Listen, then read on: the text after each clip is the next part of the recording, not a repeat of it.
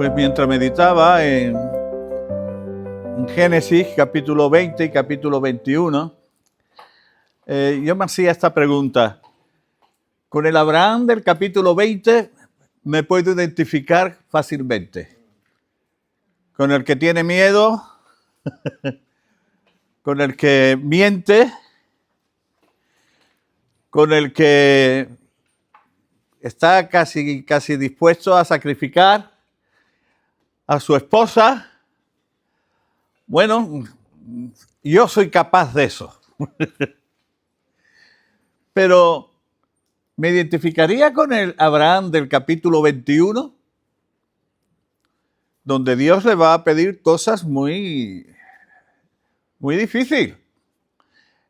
Y esto era solamente un entrenamiento, porque luego vendría pedirle lo mismo, pero mucho más difícil. ¿Verdad? Algo que me da un poco de miedo, no sé si a vosotros os pasa, es cuando nos llegamos a las Escrituras y vemos estos hombres y estas mujeres, lo que Dios hizo en ellos y a través de ellos, que podamos verlo como vemos, por ejemplo, una película de Superman.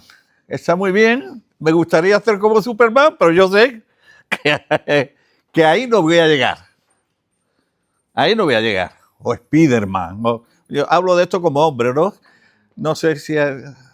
No me viene a la memoria ahora ni mujer muy sobresaliente, ¿no?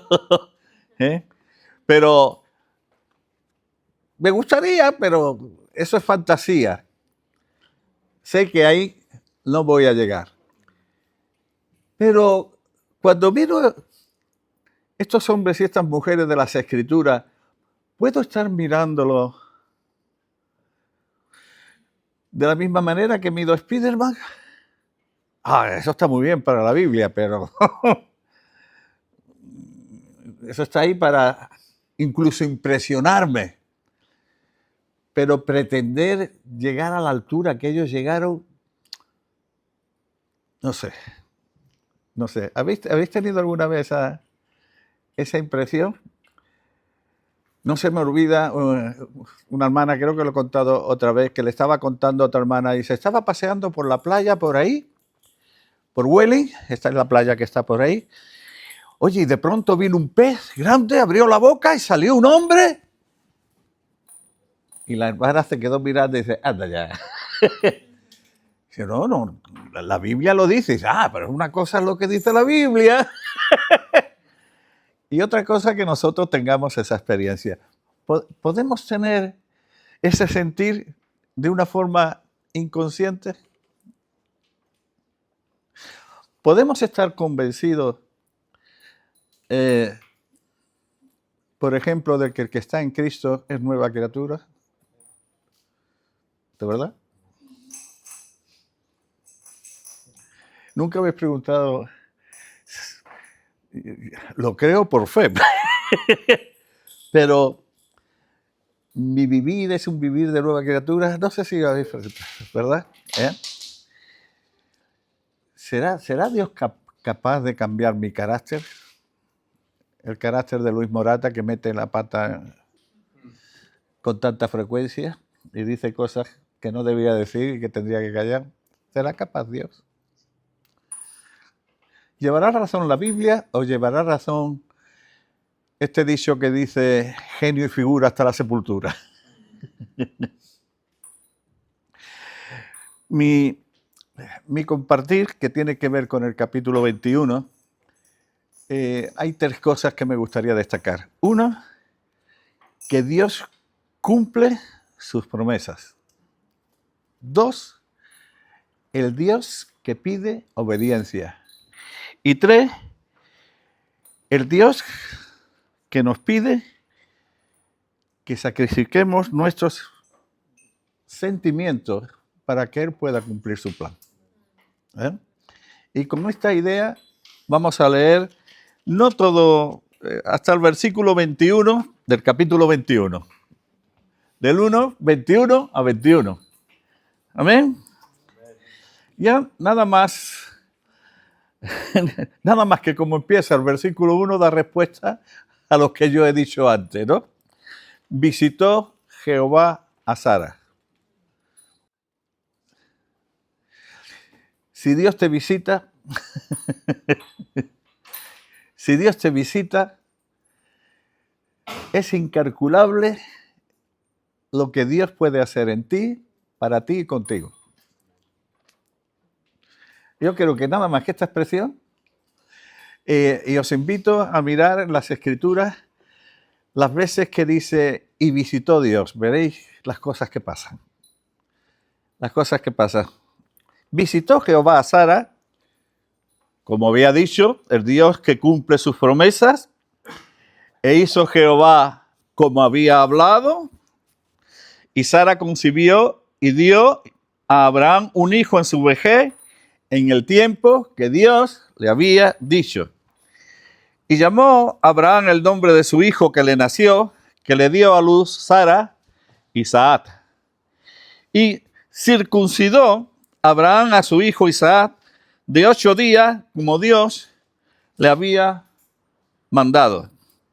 Y era Abraham de 100 años cuando nació Isaac, su hijo.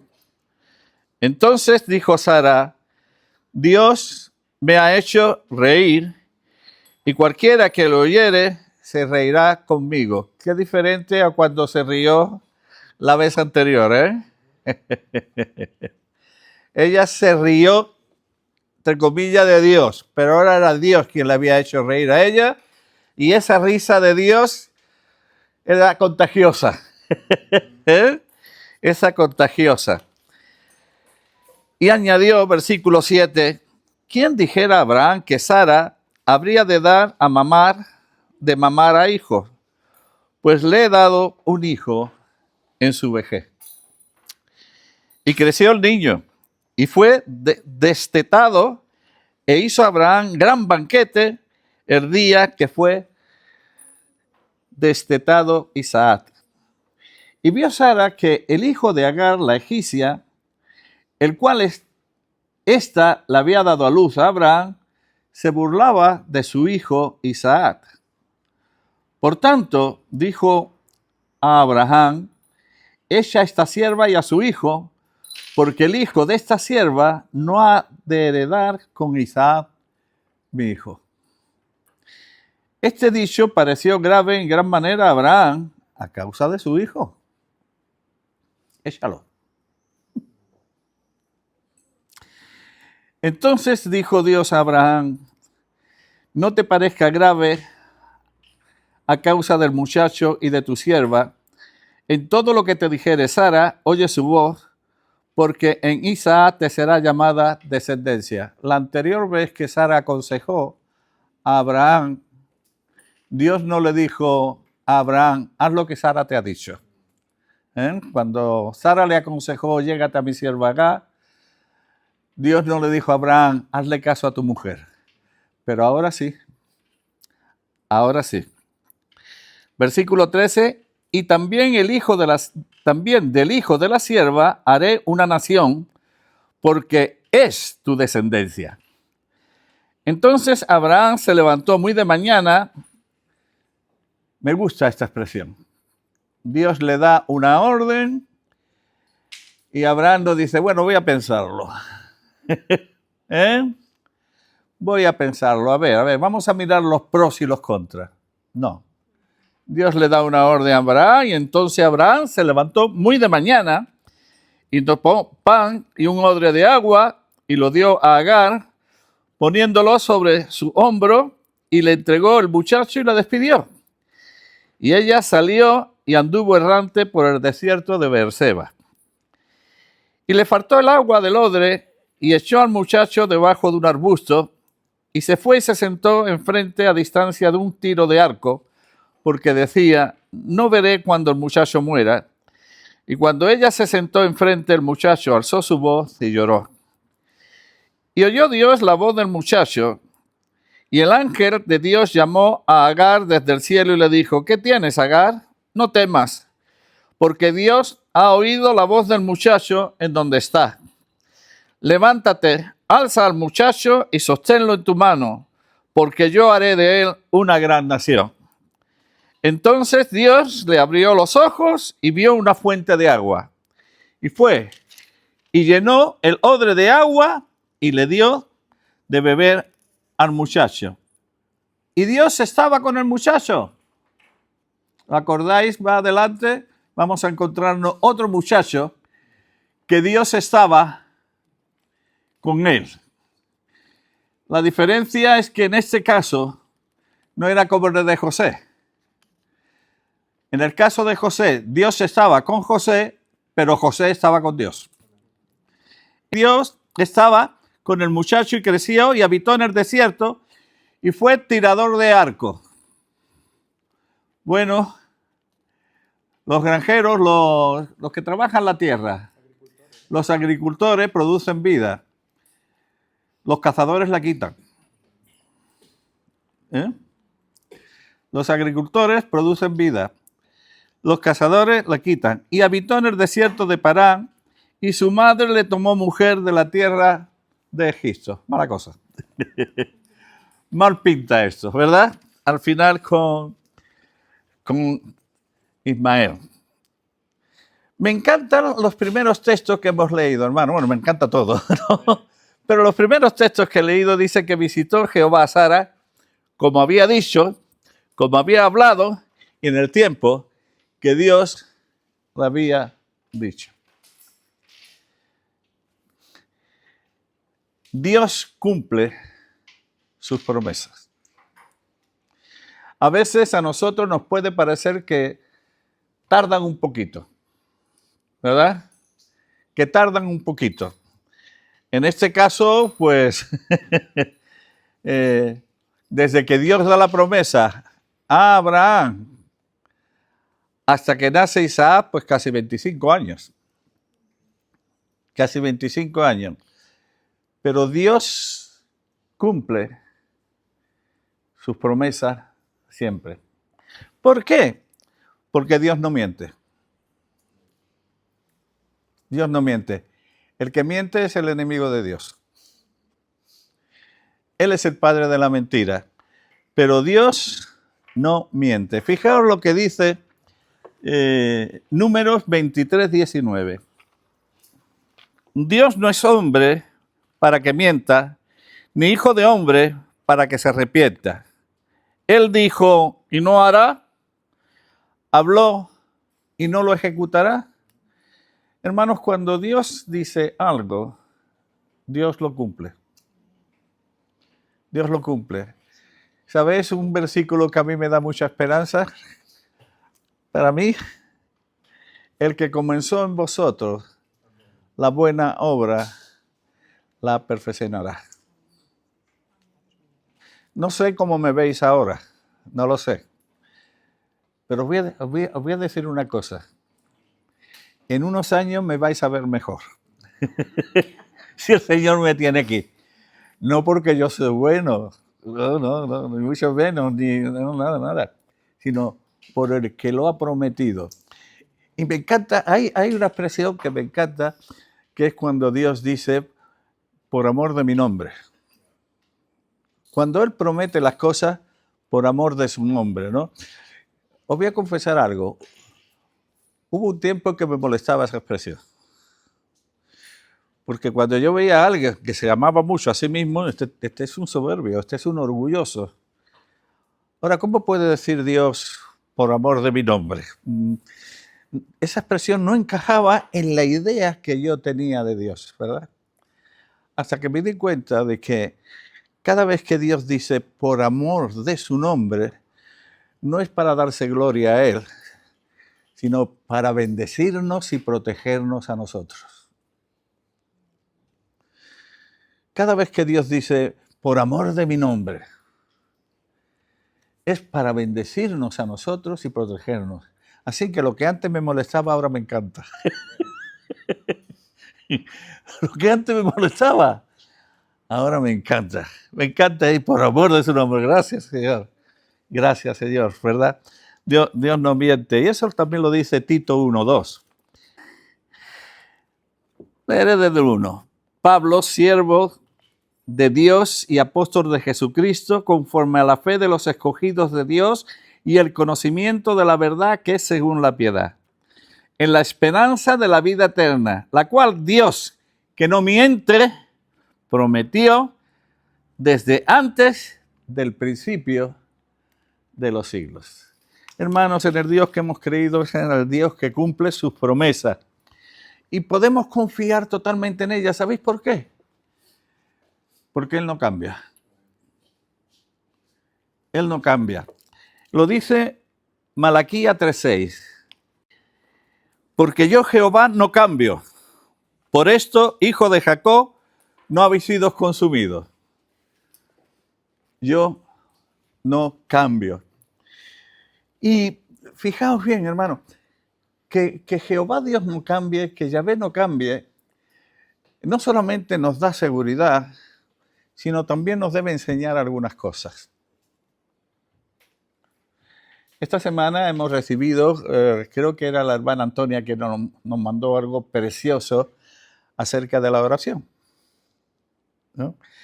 Y recordáis que, no sé si hace un año, hablé de 4 principios de la oración, de a quién oramos, quién ora, para qué oramos y contra quién oramos. ¿Os acordáis? Y lo primero que dijimos es a quién oramos. A un Dios que no cambia. A un Dios que no cambia. Por lo tanto, mi oración no puede pretender que Dios cambie ni sus planes ni sus propósitos. ¿No? Ni siquiera que Él cambie sus planes y sus propósitos de forma general, ni para otra persona, pero tampoco para mí. Porque Dios también tiene propósito para mí y para ti, ¿verdad? Así que podemos confiar en nuestro Dios. Dios no miente, Dios no cambia, y porque su plan es eterno y su economía, economía creo que en griego significa los arreglos, los trabajos que Dios está haciendo para edificar su casa. Para edificar su casa. Dios había hecho un plan con Abraham, con Sara, y a pesar de los fracasos de Abraham, sus planes no cambiaron. Sus planes no cambian. Ahora, el Dios de la obediencia. Porque cuando Abraham fracasa y quiere producir un Isaac con su propia fuerza, y Dios le dice, no, tú en tu propia fuerza no puedes producir un Isaac. Lo más que puedes producir es un Ismael. Lo has producido en la fuerza de tu carne. Ahora esta lección vas a tener que aprenderla y te va a durar a ti, a tus hijos, a tus siervos y a toda tu descendencia mientras vivan. ¿Y qué ocurre? ¿Qué ocurre cuando nace Isaac? Versículo 4. Y circuncidó Abraham a su hijo Isaac de 8 días, como Dios le había mandado. Así que el Dios que cumple su promesa también es un Dios que manda.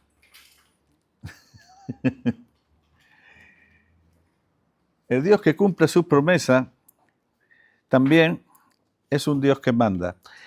La obediencia a Dios, fijaos bien, es el cumplimiento del primer mandamiento. El mandamiento más grande que existe en las Escrituras, ya sabéis cuál es, ¿no? El que más faltamos. Y yo doy gracias a Dios que ya estamos celebrando las fiestas.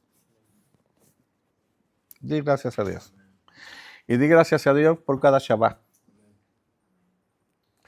Y porque el Señor nos haya dado luz para esto, ¿verdad? Di gracias a Dios porque aún intelectualmente hace muchos años que no me cargo a nadie. A veces hace muchos años, ¿no? A si pudiera, lo mataba, ¿verdad? Y ya había matado mi corazón. Pero ya sé yo que eso no pasa, ¿verdad? Y también que no adultero y que no robo. Que si algo que le pertenece a Dios no se lo doy, lo estoy robando a Él. Pero, ¿sabéis? Todo eso no. Pero tengo que confesaros una cosa. Que el primer mandamiento, amarás al Señor tu Dios con todo tu corazón, con toda tu alma, con todo tu ser.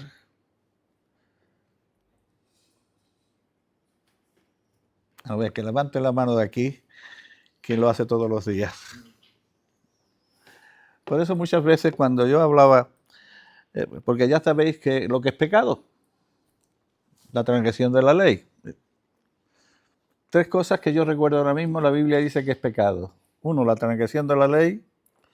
2, el que sabe hacer lo bueno y no lo hace, es pecado. Y 3, lo que no sale de fe. ¿Verdad? Bueno, y en esas discusiones que se armaban antes, yo ya hace años que esto no lo discuto, ¿no? Acerca de la seguridad de la salvación sí, o la seguridad de la salvación no, y siempre era el mismo ejemplo. Y si uno le da la espalda a Dios y roba, mata y se pincha droga, y yo le decía, pues esos no son los mandamientos más graves que se puede ir en contra de ellos. El mandamiento más grave que se puede ir es precisamente este. El no amar a Dios con todo tu corazón, con toda tu alma y con toda tu mente. Y con toda tu mente.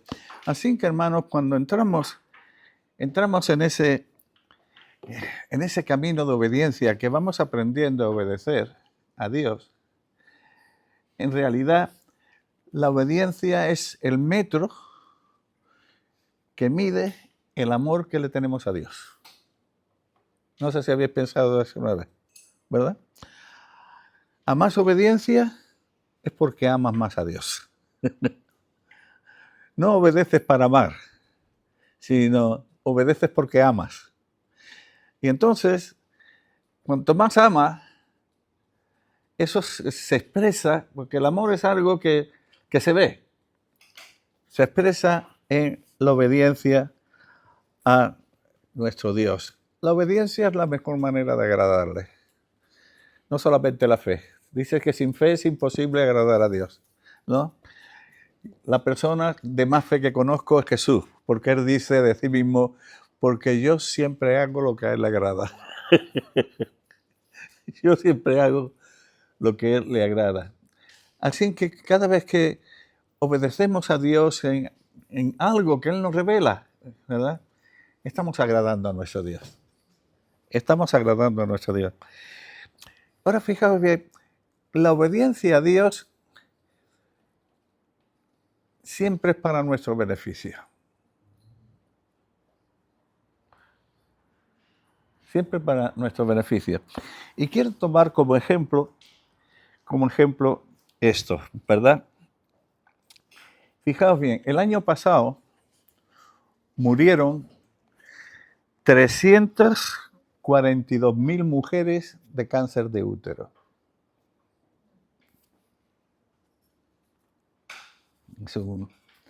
Es una cifra.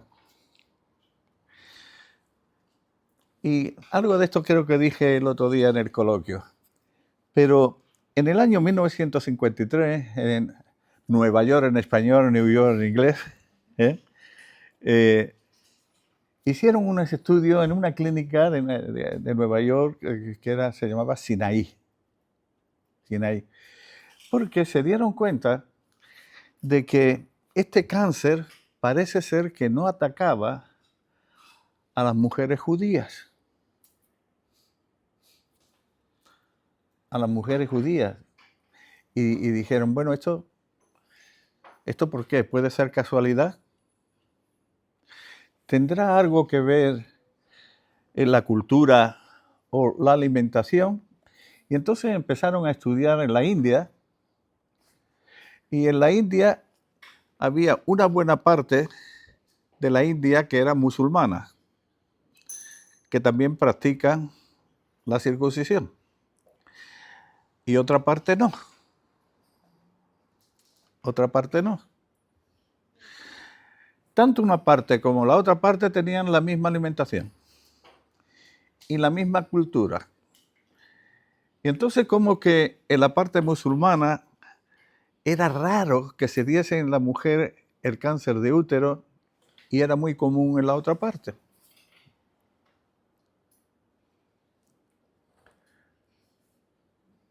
¿Por qué? Y entonces, en este estudio llegaron a la conclusión de que tenía mucho que ver la circuncisión del varón.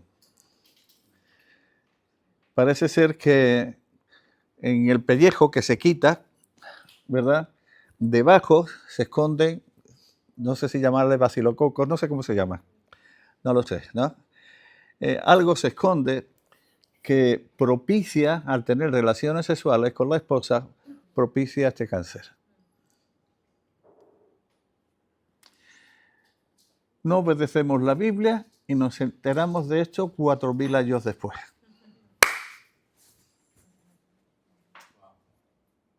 4000 años después. Y Dios no solamente le había dicho a Abraham lo de la circuncisión, le dice, y cuando te nazca tu hijo,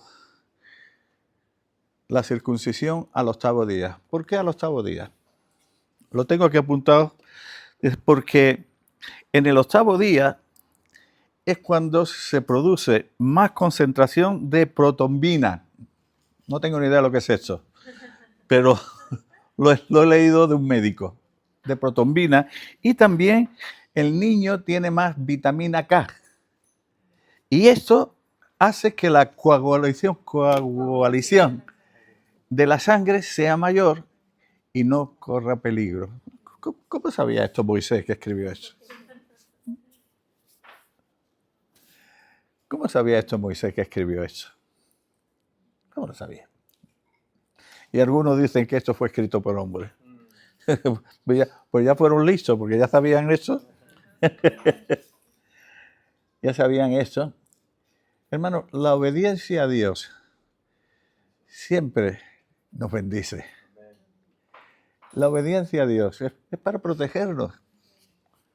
Es para protegernos. Y solamente estoy, digamos, mirando la parte física.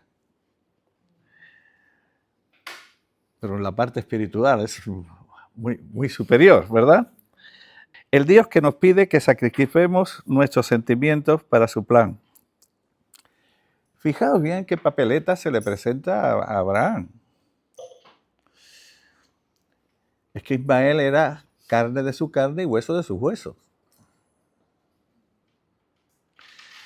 Y ahora Dios le dice, despídelo.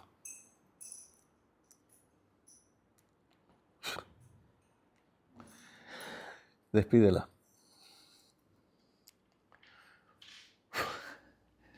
Si Dios me pidiese a mí algo parecido.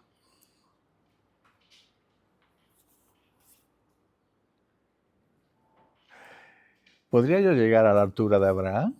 ¿O solamente me podía comparar con Abraham como cuando va a Egipto o cuando está con Abimelech? ¿Podría Dios llevarte a ti a esa altura?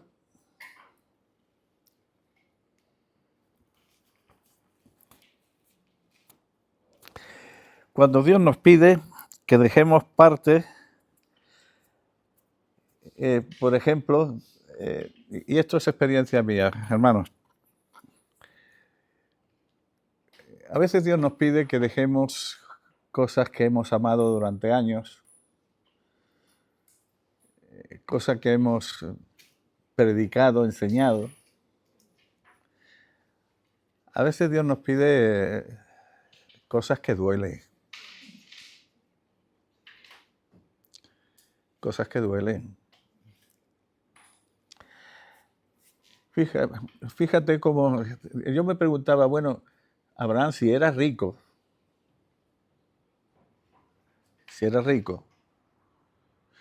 y va a despedir a Ismael, darle por lo menos que 10 o 15 siervos tuyos,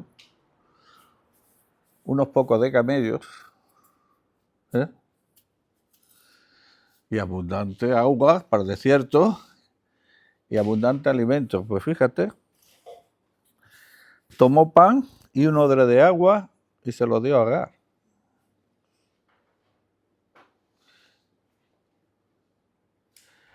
Esto podía hacer por 3 razones. O Abraham era el tío más tacaño del universo.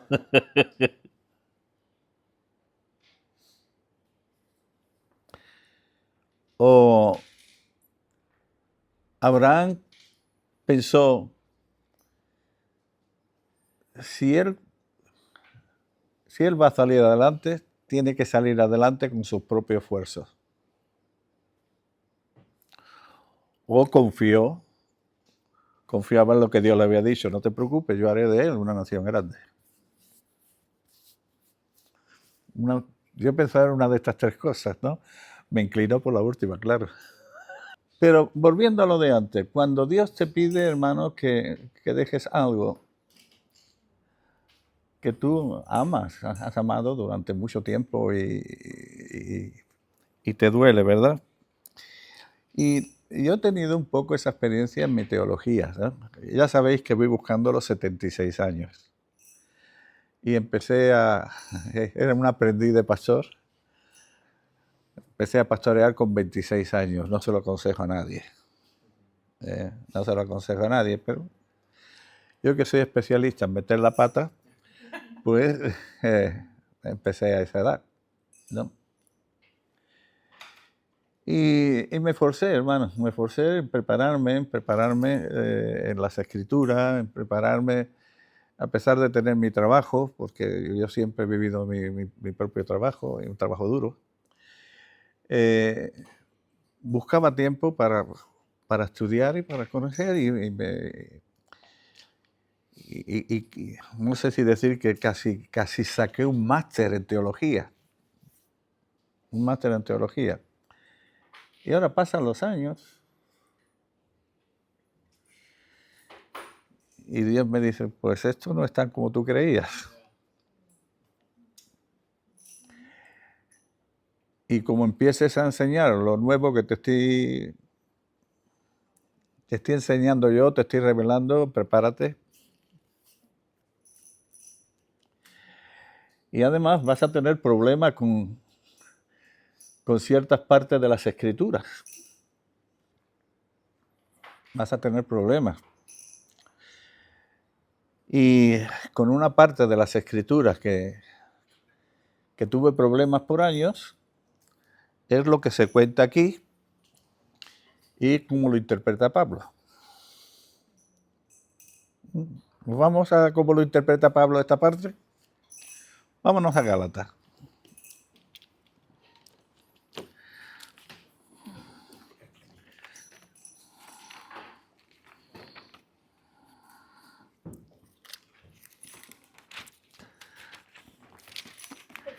Gálatas, capítulo 4. Primero leeremos a partir del versículo 23.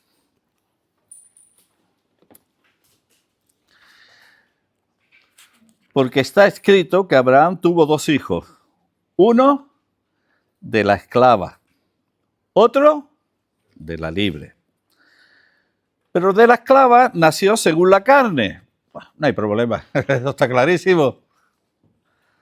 Mas el de la libre, por la promesa. Lo cual es una alegoría, pues estas mujeres son los 2 pactos. El uno proviene del monte Sinaí, el cual da hijos para esclavitud.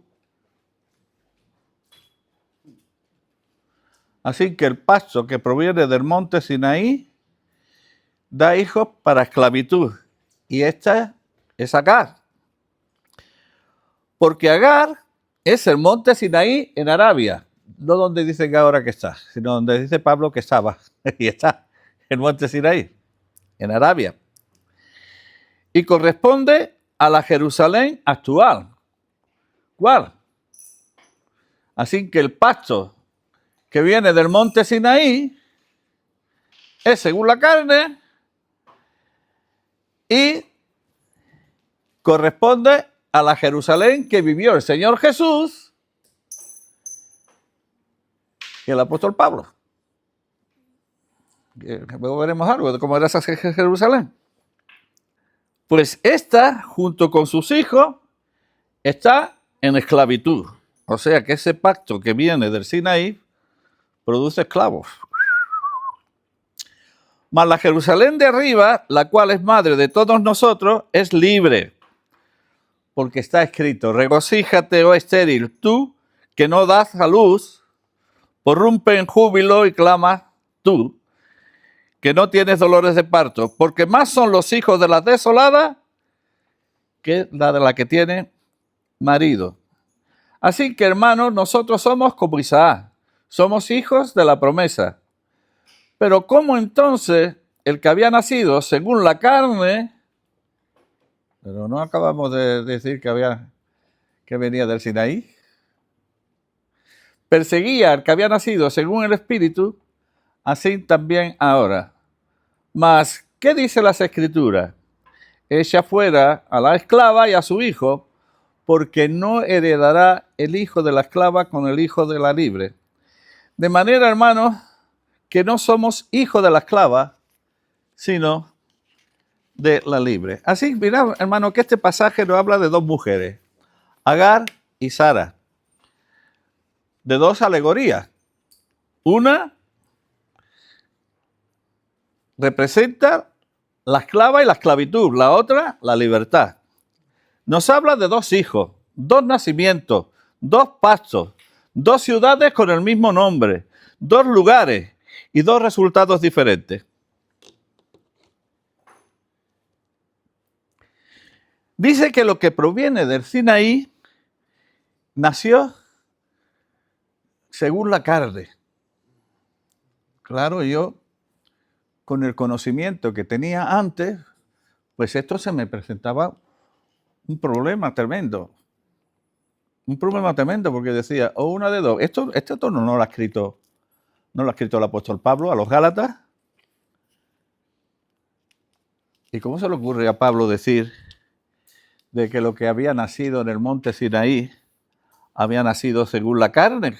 Cuando en Romanos 7:14 dice, porque sabemos que la ley es espiritual. Y el versículo 12 dice, capítulo 7 de Romanos, de manera que la ley a la verdad es santa y el mandamiento es santo, justo y bueno. Esto lo dice a los romanos y a los gálatas, que lo que viene del Sinaí es según la carne, que da hijo para esclavitud. O sea que el pueblo de Dios está esclavo en Egipto, los libera de la esclavitud de Egipto y luego le da la ley de Dios para volver a esclavizarlos.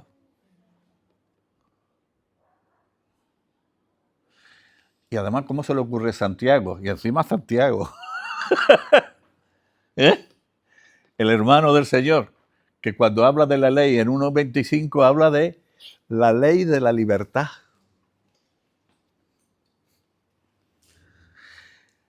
Corresponde a la Jerusalén actual.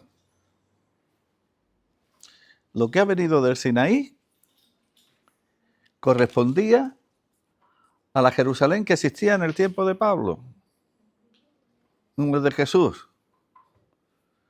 El sacerdocio corrompido. Los sacerdotes en manos de los saduceos que no creían ni en la vida eterna, ni en los ángeles, ni en la vida más allá después de esta. Y que rechazaban desde Josué hasta Malaquías, lo rechazaban todos. Y que tenían tan poco conocimiento de cómo ministrar a Dios en el templo que se tenían que valer de algunos fariseos que sí estaban más preparados. Sobre todo echaban manos de ellos el día de Yom Kippur, acerca de cómo toda la parafernalia que había que armar ese día. Así era la Jerusalén actual. Menos mal que estaban los fariseos, ¿eh?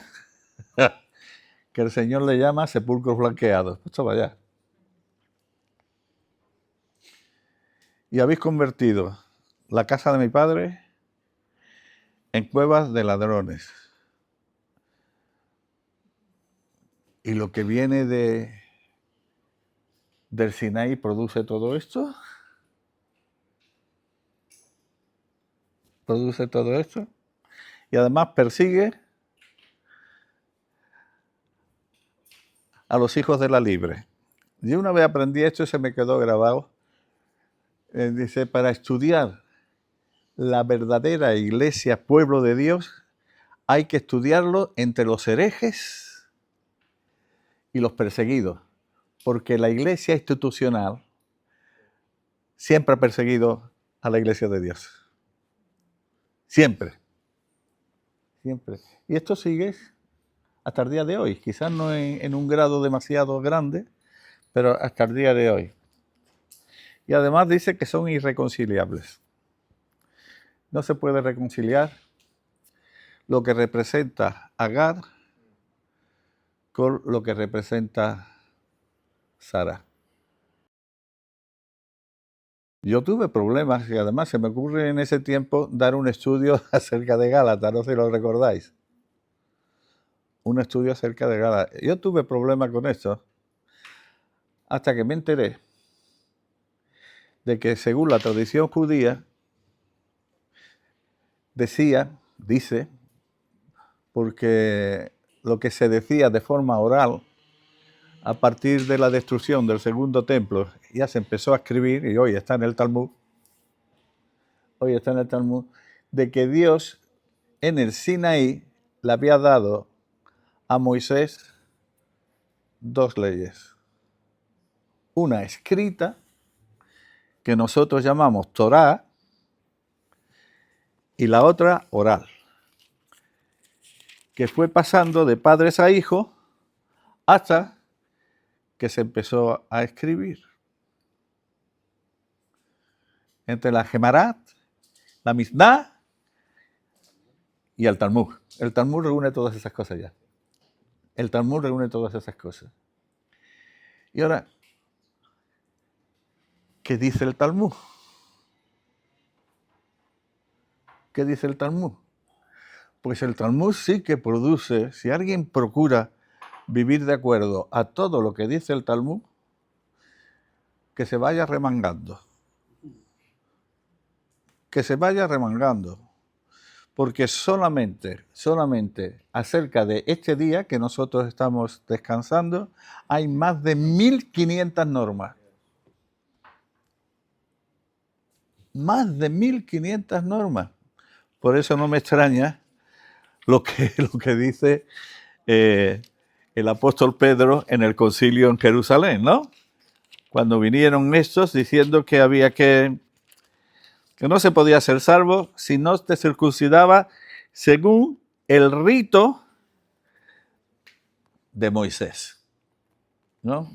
No la circuncisión solamente, sino que esa circuncisión física te iba a salvar, sino tenía que ser según el rito de Moisés, no según Torah, sino según el rito de Moisés. Y dice el versículo 7 del capítulo 15, dice, y después de mucha discusión, Pedro se levantó y le dijo, varones hermanos, vosotros sabéis cómo ya hace algún tiempo que Dios escogió que los gentiles oyesen por mi boca la palabra del evangelio y creyesen.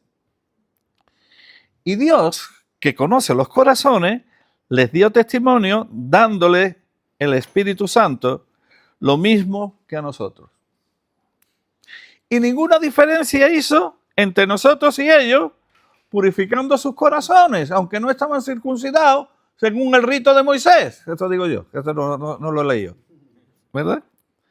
Ahora, fijaos bien lo que dice Pedro.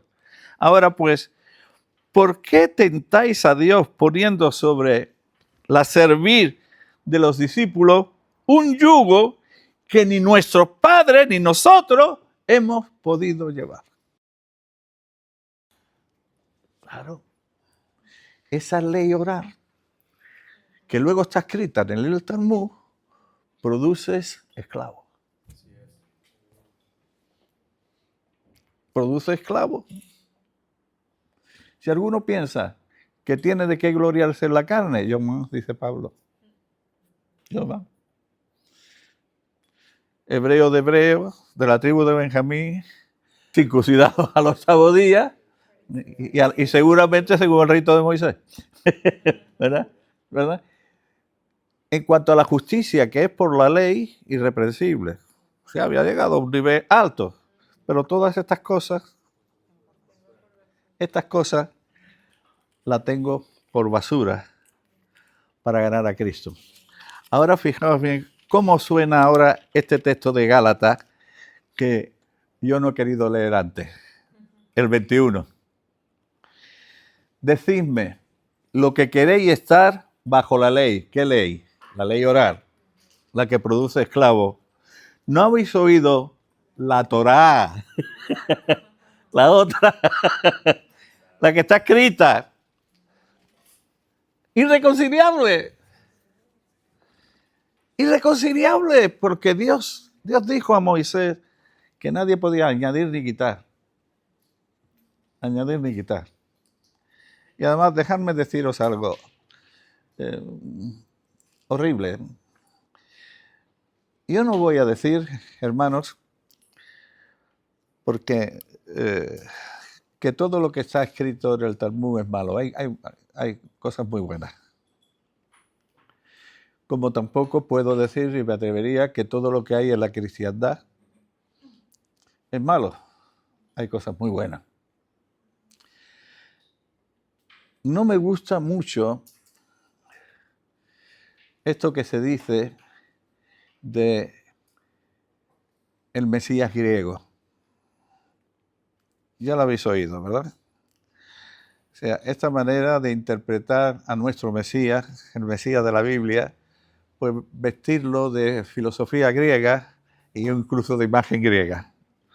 No me gusta, no debemos hacerlo. El Señor nos libre de eso. Pero hay algo que considero peor. Fijaos bien que esto.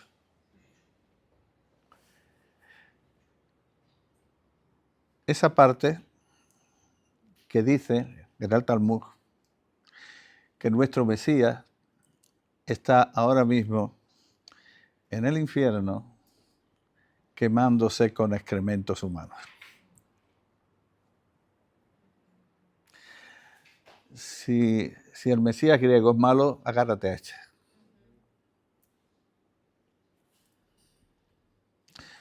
¿Veis por qué lo que dice Pablo, que estas dos son irreconciliables? ¿Cómo va a ser reconciliable esto con la Torá de Dios? Con la Torá de Dios. Yo sé, hermanos, que en este capítulo 21 hay muchas riquezas, hay mucho más de lo que yo he dicho. Pero la carga que había en mi corazón era compartir lo que acabo de compartir.